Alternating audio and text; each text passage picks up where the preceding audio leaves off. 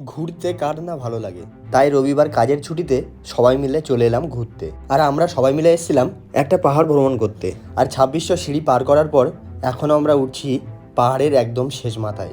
কারণ শেষ মাথায় আছে একটা মন্দির, তো সেই মন্দিরে যাওয়ার জন্যই আমরা এখন যাচ্ছি। আর পাহাড়টা সত্যি কথা বলতে নিচের থেকে যতটা সুন্দর না লাগছিল, উপরে ওঠার পরে পুরো হালাত খারাপ হয়ে গিয়েছিল। একটা সময় মনে হচ্ছিল যে এর ওপর থেকে নিচে নামবো কী করে।